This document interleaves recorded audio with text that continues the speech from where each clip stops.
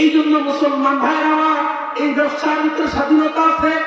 আপনি ব্যবসা বাণিজ্য করতেছেন, আপনি একদিন অসুস্থ, আপনি দোকানটা খুললেন না, অথবা আপনি ব্যবসায় গেলেন না, এটা আপনার স্বাধীনতা আছে, ওনার ব্যক্তিগত বিষয়।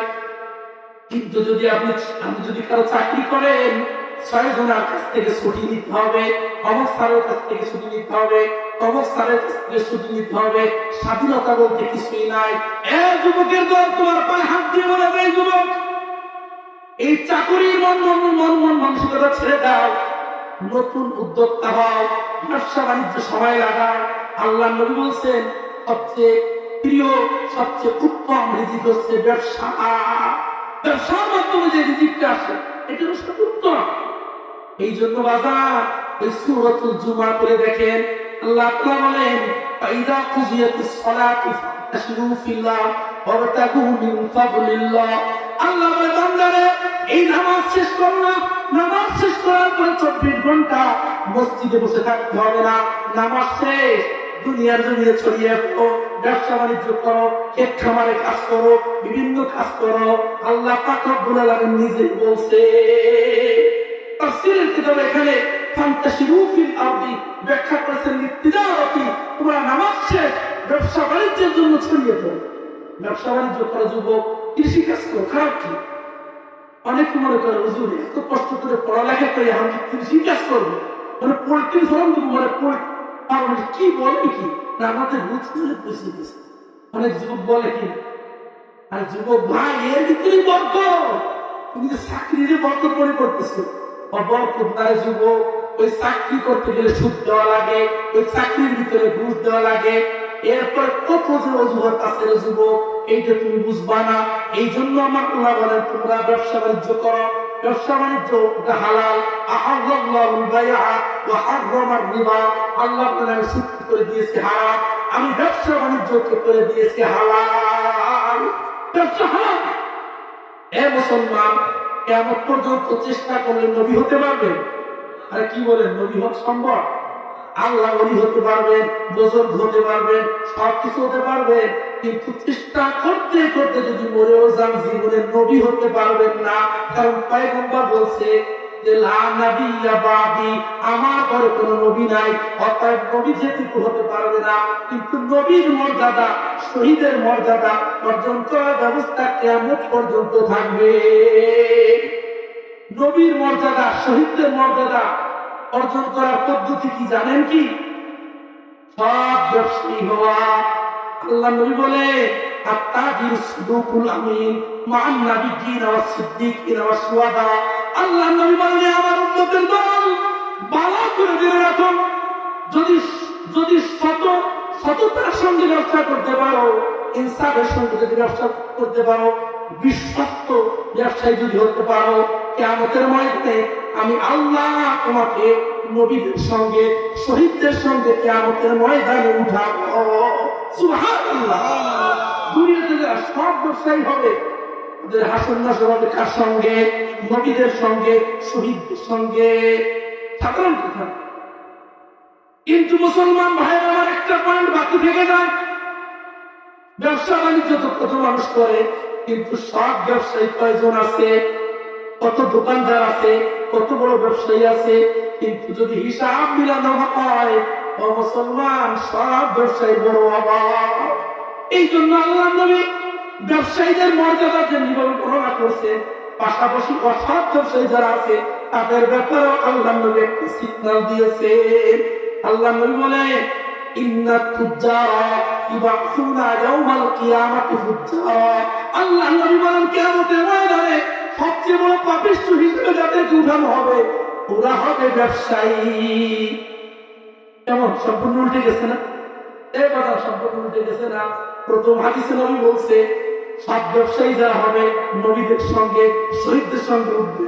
পরের হাদিসে নবী বলেন যে কিয়ামতের ময়দানে সবচেয়ে বড় পাপী হিসেবে যাদেরকে উঠানো হবে, ওরা হবে ব্যবসায়ী। সাহাবা একরাম যেহেতু আছে, প্রশ্ন তো থাকবে। বললেন, ইয়া রাসূলুল্লাহ, ইয়া হাবিবাল্লাহ, একটু আগে আপনি বললেন এই ব্যবসায়ীরা নবীদের সঙ্গে থাকবে, ব্যবসায়ীরা শহীদদের সঙ্গে থাকবে। এখন আবার বলেন কিয়ামতের ময়দানে সবচেয়ে বেশি পাপিষ্ঠ হিসেবে যাদেরকে উঠানো হবে ওরা হবে ব্যবসায়ী। আল্লাহ নবী বলেন, শোনো, ইল্লা মানিত্তাকাল্লাহ ওয়া বাররা ওয়া সাদাকা, ব্যবসার ভিতরে যারা আল্লাহকে ভয় করে ব্যবসা করবে, ইনসাফের সাথে যারা ব্যবসা করবে, ন্যায় নিষ্ঠার সঙ্গে যারা ব্যবসা করবে, আমি আল্লাহ তাআলা ওদেরকে নবীদের সঙ্গে উঠাবে, ওদেরকে শহীদদের সঙ্গে উঠাবে। এই জন্য সব ব্যবসায়ীরা কিয়ামতের ময়দানে পাপিষ্ঠ উঠবে না। কারা উঠবে? যারা অসৎ ব্যবসায়ী।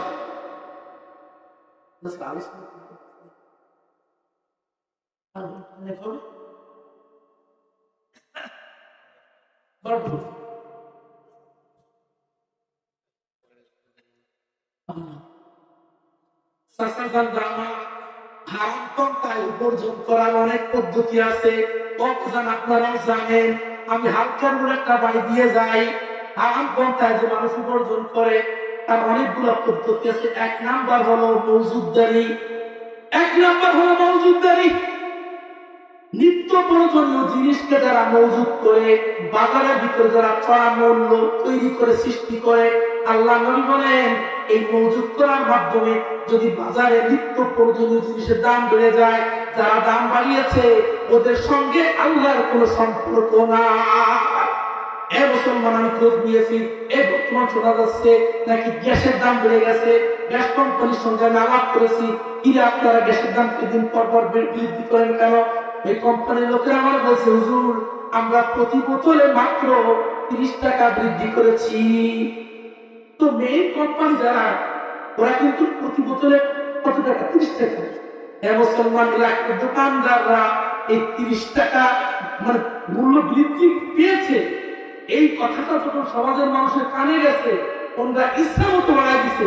প্রতি বোতলে 1000, যেই গ্যাস ছিল 1300, ওই গ্যাস হয়ে যাচ্ছে তার 1500, 2000, 2500, 3000 পর্যন্ত নাকি অনেক এলাকায় বিক্রি হয়েছে। মুসলমান ভাইয়ের আমার, এই গ্যাস হচ্ছে নিত্য প্রয়োজনীয় জিনিস, পেঁয়াজ, রসুন এগুলি হচ্ছে নিত্য প্রয়োজনীয় জিনিস। গুদামজাতের মাধ্যমে যদি এর সিন্ডিকেটের মাধ্যমে যদি এর মূল্য বেড়ে যায়, আল্লাহ নবী বলেন যারা মূল্য বৃদ্ধি করবে ফাকাদ বারিয়া মিনাল্লাহ ওয়া বারিয়াল্লাহু মিনহু, ওদের সাথে আমার আল্লাহর কোনো সম্পর্ক নাই। যারা গুদামজাত করে, হ্যাঁ, কিন্তু ধান স্থায়ী একটা সম্পর্ক গুদামজাত করা যায়, এটা তো নিত্য প্রয়োজনীয় না। কিন্তু যে সকল নিত্য প্রয়োজনীয় জিনিস গুদামজাত করলে বাজারের ভিতরে পণ্যের সংকট দেখা দেয়, আল্লাহ নবী বলেন যারা গুদামজাত করবে ওদের সম্পূর্ণ টাকাটা হারাম হয়ে যাবে। উদাহরণস্বরূপ, এই যে মাঝে মাঝে পেঁয়াজের দাম বাড়ায় দেয়, মাঝে মাঝে রসুনের দাম বৃদ্ধি করে দেয়, এর মাধ্যমে অতিরিক্ত যে মূল্যটা নিচ্ছে আল্লাহ নবী বলেন হারাম। মুসলমান ভাই আমার, নবীর সাহাবী মাকাল ইবনে ইয়াসার রাদিয়াল্লাহু তাআলা আনহু অসুস্থ হয়ে গেছে। ওই জামানার বাচ্চা ছিল উবাইদুল্লাহ ইবনে জিয়াদ, আল্লাহ নবীর সাহাবী মাকাল ইবনে ইয়াসার রাদিয়াল্লাহু তাআলা আনহু দেখতে আসছে। মাকাল ইবনে ইয়াসার কি বলতেছে, হে নবীর সাহাবী, আপনি কেমন অবস্থায় আছেন? আপনার শরীরটা কেমন? মাকাল ইবনে ইয়াসার রাদিয়াল্লাহু তাআলা বলেন, আমার শরীরটা ভালো আছে। তোমার অবস্থা কি? তুমি বলো, তুমি দেশ পরিচালনা করো, তোমার অবস্থা কি? এবার উবাইদুল্লাহ ইবনে জিয়াদ বলতেছে, হুজুর আমি তো ভালো মানুষ, আপনি কি আমার বদনাম অথবা আমার কোনো কিছু কি শুনছেন? মাকাল ইবনে ইয়াসার রাদিয়াল্লাহু তাআলা বললেন, তুমি ভালো মানুষ না মন্দ মানুষ এটা আমি বলবো না, জনগণের কাছ থেকে শুনো। ভালো মন্দ জনগণ ভালো বুঝে, কোন দল ভালো কে ভালো এর নির্বাচন সবচেয়ে কারা ভালো জানে? জনগণ জানে। এইগুলো আমার কাছে জিজ্ঞাসা করে লাভ নাই। তুমি ভালো না তুমি মন্দ জনগণের কাছে জিজ্ঞেস করো। জনগণ যদি বলে তুমি ভালো, তাহলে তুমি ভালো। জনগণ যদি বলে তুমি ভালো না, আমি মাকে নিয়েছা যদি ভালো বলি, এই ভালোর কোনো দাম না। এবার বলতেছেন, হুজুর আমি কি কোনো পণ্যের দাম বৃদ্ধি করছি? মাকালে নিয়ে সাহাবাদিয়াল্লাহু বলেন, তুমি পণ্যের দাম বৃদ্ধি করছো কিনা তাও আমি জানি না, এটাও জনগণের কাছে জিজ্ঞাসা করো। তবে শুনে রাখো, নবীর হাদিস তোমার শুনাইতে চাই। নবী আমার বলেন, মান দাখালা ফি শাইইন মিন আসহাবিল মুসলিমিন ইজলিয়াহু আলাইহিম ফাইন্না হাক্কান আলাল্লাহ আইয়ুকঈদহু বিউযবিন মিনান নার ইয়াওমাল কিয়ামা। এ উবাইদুল্লাহ ইবনে জিয়াদ, যারে প্রবেশ করানোর সম্পূর্ণ দায়িত্ব আল্লাহর উপরে চলে যায়। এই জন্য মুসলমান ভাইরা আমার, নিত্য প্রয়োজনীয় জিনিসের দাম বৃদ্ধি করে যে অতিরিক্ত মূল্যটা নেওয়া হয় হারাম। দ্বিতীয় নাম্বার ব্যবসা বাণিজ্যের ভিতরে ওজনে কম দেয়, আছে না নাই? অসংখ্য ব্যবসায়ী আছে। মুসলমান, আপনার সামনে 10টা দোকান আছে, সব দোকানে আপেল বিক্রি করে 300 টাকা। এখন আপনি একজন ব্যবসায়ী চিন্তা করলেন, তাহলে সব দোকানই তো 300 টাকা, আমি যদি 300 টাকা বলি তাহলে আমার দাম বেশি বিক্রি হবে না। আচ্ছা, আমি আপেল বিক্রি করি 280 টাকা। মুসলমান 280 টাকা যখন চাইছে, এখন কাস্টমার সব তার দোকানে এসে দিচ্ছে, মাল তো খারাপ না, মাল তো ভালো, সব দোকানে চায় 300, তুমি চাই 280, সবাই ওনার কাছ থেকে নিয়ে আসতে করছে। এখন ওনার তো 280 টাকা বেচলে লাভ হয় না, আসলেই লাভ হয় না। এখন কি করবে?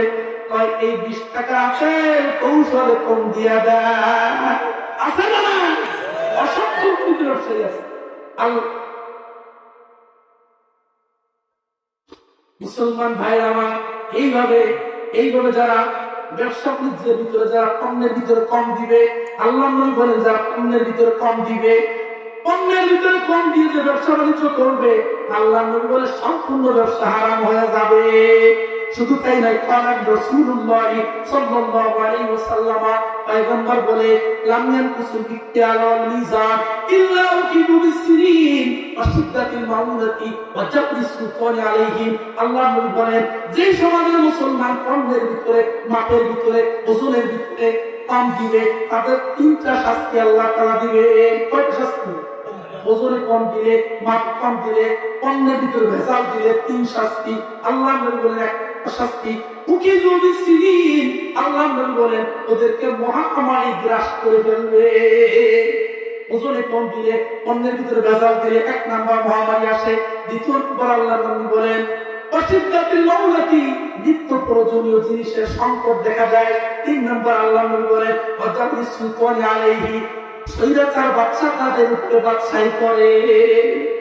বাদশা যদি স্বৈরাচার হয়, এর জন্য বাদশা যতটুকু দায়ী, তার চেয়ে কোটি গুণ বেশি দায়ী হচ্ছে জনগণ। মুসলমান ভাইরা আমার, আল্লাহ নবী বলেন, এটা তো হাদিসের কথা বলেন, আমার বানানো কোনো কথা না, যে সমাজের ভিতরে ওজনে কম দেওয়া হবে, খাবারের ভিতরে ভেজাল দেওয়া হবে, অন্যের ভিতরে ভেজাল দেওয়া হবে, ওই সমাজের ভিতরে জনগণের বাদশাহী করবে স্বৈরাচার বাদশা। মক্কা মদিনা থেকে যদি বাদশা আনে, স্বৈরাচার হবে। বাদশা যদি আগে ভালো ছিল, এমন সাপোজ বাদশা অনেক আগে ভালো ছিল, কিন্তু বাদশা হওয়ার পর স্বৈরাচার হয়েছে। মুসলমান ভাইরা আমার, 3 নাম্বার যাকাতে ফাঁকি দিয়ে যারা সম্পদ উপার্জন করে, কোটি কোটি টাকার সম্পদ, কিন্তু 1 বছরও যাকাত দেয় না, সম্পদের হক আদায় করে না। আল্লাহ এই সম্পদের হক আদায় না করে, যাকাত আদায় না করে, যারা কোটি টাকার পাহাড় তৈরি করবে, সম্পূর্ণ সম্পদের পাহাড় হারাম হয়ে যাবে। আপনার সম্পূর্ণ সম্পদটা কিন্তু যাকাতের না। উদাহরণস্বরূপ, আপনার 10 টাকার ভিতরে 1 টাকা হচ্ছে যাকাত, আপনার 9 টাকা পবিত্র, 1 টাকা হলো অপবিত্র। এই অপবিত্র 1 টাকাকে যদি আপনি 9 টাকা থেকে পৃথক না করে, আপনার 9 টাকাও অপবিত্র হয়ে যাবে। অনেক কথা আছে, সংক্ষেপে দিচ্ছে, সংক্ষিপ্ত আকাশ। মুসলমান ভাইরা আমার, কত কথা যে মনে আসে। 4 নাম্বার সুদ। কি শুরু করছে? একটা লেভেলে সিলেবাস তো কঠিন গাছ দিচ্ছে। মুসলমান ভাইরা আমার, হারাম উপার্জনের আরেকটা পদ্ধতি হলো সুদ। আল্লাহ নবী বলেন, এই সুদের মাধ্যমে যেই টাকা ইনকাম হবে, মুসলমান সবচেয়ে হারাম। মুসলমান, অসংখ্য গুনাহ আছে, এর চেয়ে সবের ভিতরে সবচেয়ে বড় জঘন্য গুনার নাম হলো সুদ। গুনাহ তো বহুত আছে, সুদের গুনাহ থেকে বড় কোনো গুনাহ নেই। আল্লাহ নবী বলেন, লাআনা রাসূলুল্লাহ আকিলা রিবা ওয়া মুকিলাহু ওয়া কাতিবাহু ওয়া শাহিদাইহি ওয়া ক্বালাহুম সাওয়া। আল্লাহ নবী বলেন, প্রাণ সাহাবীরা, দুনিয়ার জমিনে যারা সুদ খাবে, যারা সুদ দিবে, সুদের লেখক যারা আছে, সুদের সাক্ষী যারা আছে, সকলের আমলনামায় সমানভাবে সুদ খাওয়ার গুনাহ জমা হবে। আপনি অন্য গুনাহ করতেছেন, একজনকে হত্যা করছেন, হত্যা করা গুনাহ আপনার একটা আমল না। কিন্তু সুদের গুনাহ এমন 14 গোষ্ঠীকে জাহান্নামে টান নিয়ে যায়। এই গুনার নাম হলো সুদ। ও মুসলমান, আল্লাহর নবী বললে আমার কিচ্ছু করার নাই। আর রাসূলুল্লাহ সাল্লাল্লাহু আলাইহি ওয়াসাল্লাম, আল্লাহর নবী বলেন দিরহাম রিবা আশাদ্দু মিন সিত্তাতি ওয়া সালাসিনা জানিয়া। আল্লাহর নবী বলেন ও দুনিয়ার উম্মতেরা 36 বার জিনা করলে যে পরিমাণ গুনাহ হবে তার চেয়ে একবার সুদ খাইলে, 1 টাকা সুদ খাইলে তার চেয়েও বেশি গুনাহ আমলনামায় জমা হবে।